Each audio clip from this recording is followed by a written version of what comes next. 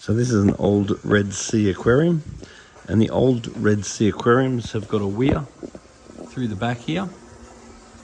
They've got pumps on the back, and you want to make sure you clean the impellers in those pumps every now and then.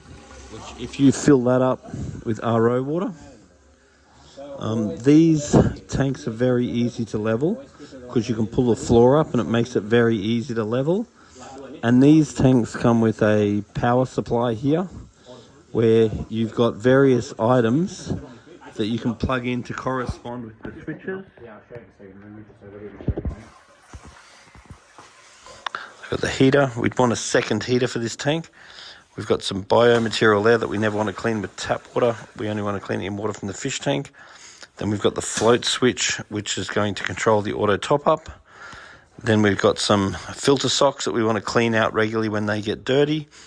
Then we've got the down pipes, which once we pump the water up to the top, the water in the sump will go down, the water in the tank will rise, and then we can make the tank quiet by having that tap fully open and then leaving that for a few hours, then adjusting it a little bit closed, then wait a few hours, then adjust it a little bit closed, until eventually the tank gets nice and quiet.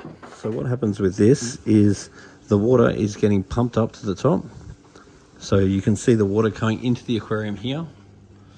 And I'll try and just aim that upwards a bit. Like that. So what we want to see is this water agitating. So we got agitation here. So that's all agitating. Then the water goes down the back. Goes into those socks.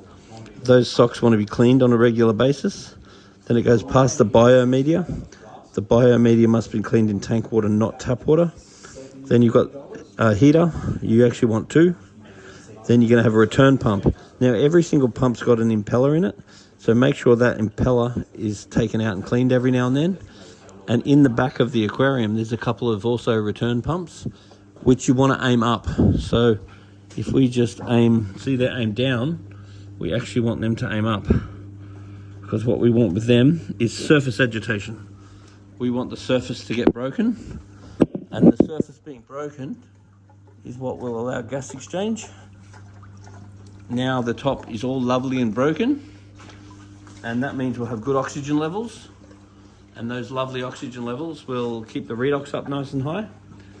Now all of your power plugs can correspond with this, so you can actually plug them in to make sure that they correspond with the buttons.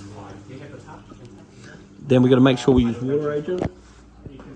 Every time we add new water, we're going to add some water agent. And then there is something that I really recommend doing is every time you get fish, or every now and then, just grab your phone, make a video of the situation so we can see everything going on, see all the fish, and we also bring a sample of water down to the shop and we can test your water and we can look at what's going on and look at what you got and we can recommend what you do next. Now what's really important with these systems is if the pump is on, then we never want to fill up the sump too much. Because what will happen is when you turn the pump off, the water from the top is going to drain back down into the bottom again. So there's a line mark there with the water level. So it's safe not to fill it up much more than that when it's on. Otherwise, when it turns off and the water from here goes down to the bottom, you don't want a situation where it can't actually fit.